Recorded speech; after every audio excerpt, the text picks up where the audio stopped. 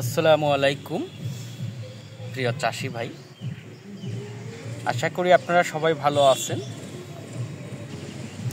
ভিডিওর টপিকটা হচ্ছে বিনা স্প্রে বাম্পার ফলন। আসলে এটা হচ্ছে কোনো মরিচ ক্ষেতের জমি না, এখানে হচ্ছে আমার একটা মিশ্রিত সবজি চাষ করা হচ্ছে। সেখানে বাজার থেকে কিছু মরিচের চারা নিয়ে এসে লাগানো হয়। কিন্তু আসলে এখানে মরিচের যে আমরা যেটা হচ্ছে শিডিউল স্প্রে বা বিভিন্ন ধরনের স্প্রে, এটা একদম করা হয় নাই। কিন্তু মরিচের যে ফলন মাশাআল্লাহ একদম অন্যরকম একটা ফলন। কিন্তু আসলে তাহলে কি আমরা অতিরিক্ত স্প্রে দিয়ে সবসময় ক্ষতি করি কি না, এটা এখান থেকে অনেক শিক্ষা নেওয়ার একটা বিষয় হচ্ছে।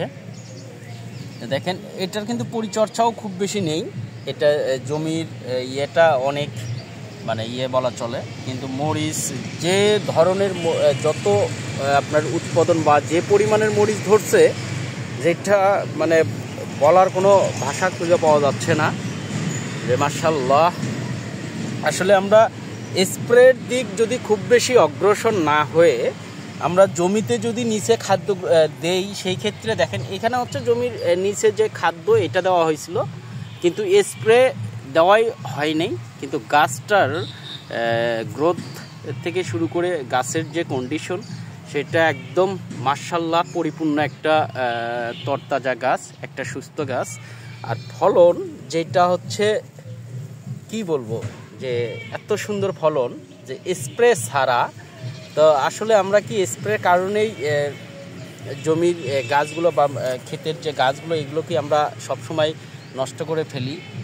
তো যদি আমরা অতিরিক্ত স্প্রে ব্যবহারের পরেই যদি গাছ নষ্ট হয়ে যায়, তাহলে তো আমরা স্প্রে ছাড়া যদি এভাবে চাষবাস করি, এতে অনেক লাভবান হওয়ার সম্ভাবনা থাকে।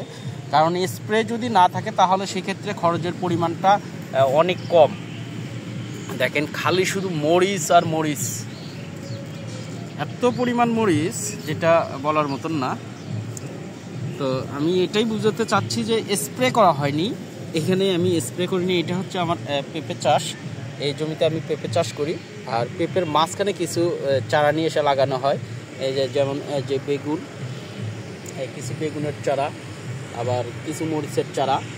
তো দেখেন যে এত বাম্পার ফলন, এত সুন্দর ফলন।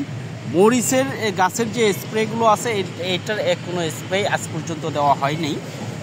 এক কথা হচ্ছে খুব বেশি পরিচর্যাও করা হয়নি এই জমিটার, কিন্তু তারপরেও দেখেন মাশাআল্লাহ পরিপূর্ণ একটা ফলন, যেটা বলার কোনো ভাষা খুঁজে পাই না।